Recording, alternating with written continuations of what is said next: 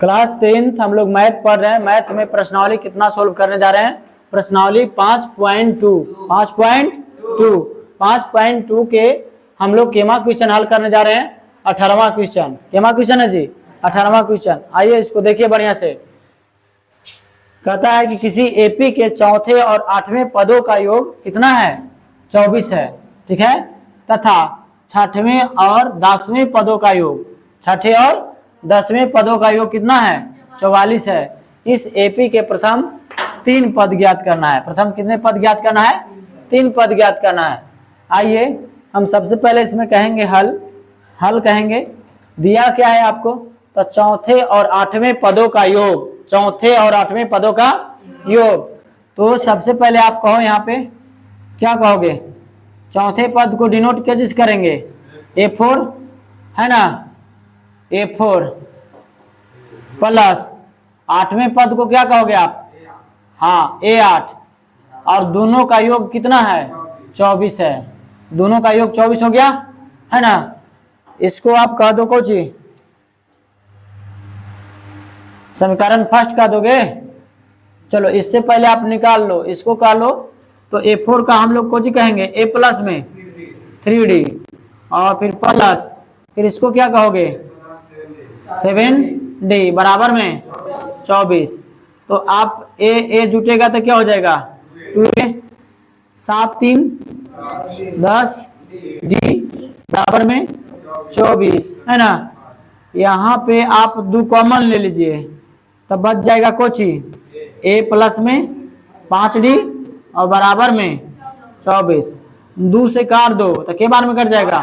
12 बार में। तो A plus में 5D बराबर क्या हो जाएगा? 12। इसी को समीकरण फर्स्ट कहेंगे। बोले कोई दिक्कत है? कोई दिक्कत नहीं। पुनः क्या है? तो पुनः कहता है कि 6वें और 10वें पदों, 6वें और 10वें पदों का योग कितना है? 44 है। तो 6वें को हम लोग डिनोट कोशिश करेंगे A6 से करेंगे ना जी, बोलिए। और प्लस 10वें को A10 से, और दोनों का योग कितना है? 44 है। तो दोनों का योग 44 हो गया। अब A6 के जगह पर हम लोग क्या रख सकते हैं? A प्लस में 5D और फिर प्लस, इसको क्या लिख सकते हैं? A प्लस में 9D बराबर में 44 ना। चले ए जुटेगा तो क्या हो जाएगा?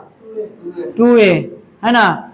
और 9 5 14, 9 5 14D बराबर में 44। देख लीजिए एक बार बढ़िया से, कोई दिक्कत है?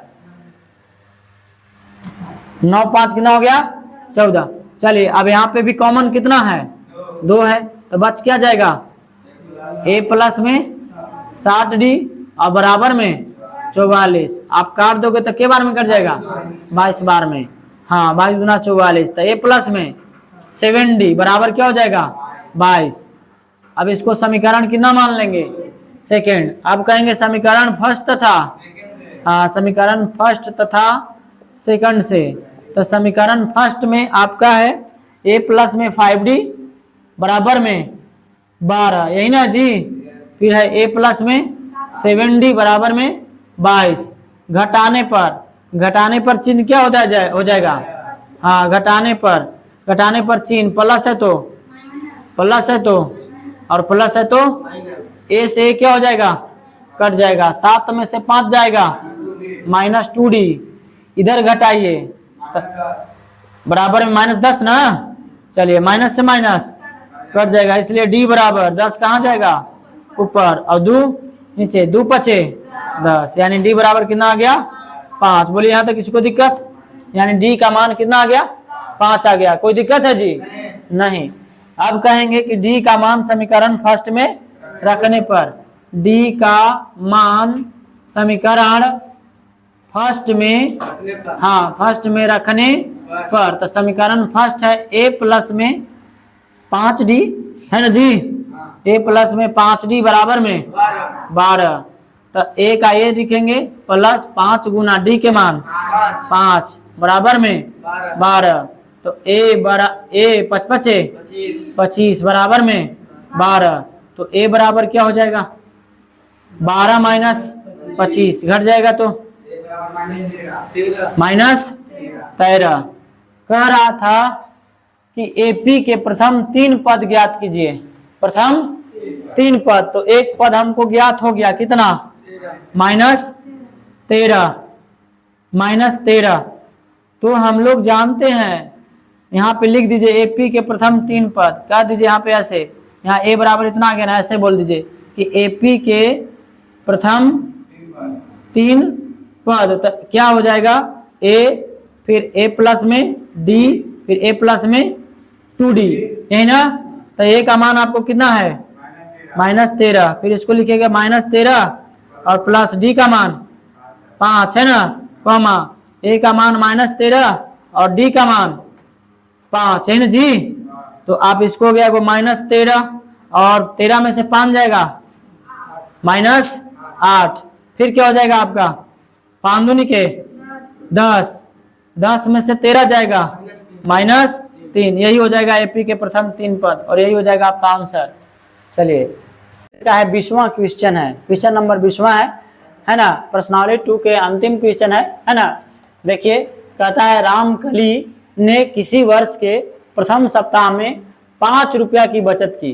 कितने रुपया की बचत की है, 5 रुपया की बचत की, और फिर है ना अपनी साप्ताहिक बचत 1.75 रुपया बढ़ती गई यदि 9वें सप्ताह में उसकी साप्ताहिक बचत 20.75 रुपया हो जाती है, तो एन ज्ञात कीजिए। ज्ञात क्या ज्ञात करना है, एन, है ना। यानी हम यहाँ पे देख रहे हैं कि प्रथम सप्ताह में उसका कितना बचत है, 5।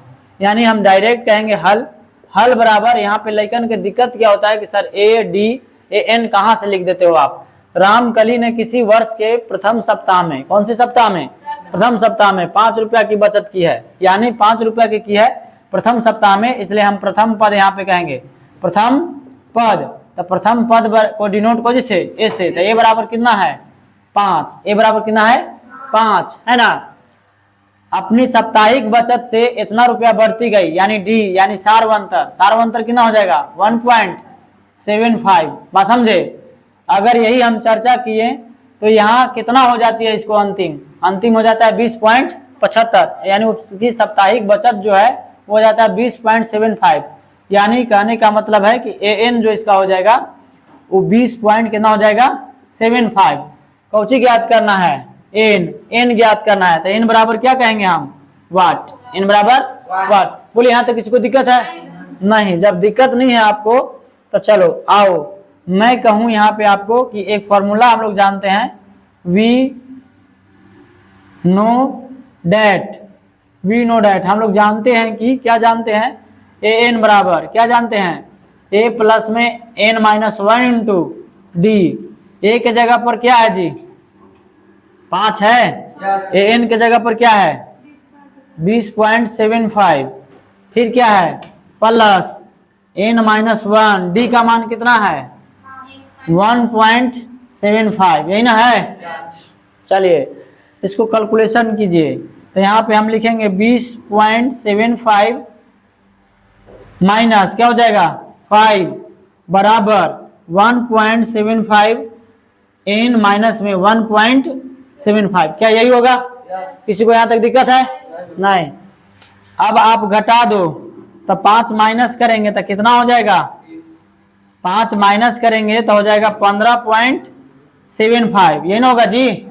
यानी 20.75 में से -5 को करेंगे तो 15 पॉइंट कितना हो जाएगा 75 बराबर। इधर 1.75 है कोची में, माइनस में, इधर आ जाएगा तो प्लस में 1.75 बराबर में 1.75 एन, यही ना जी।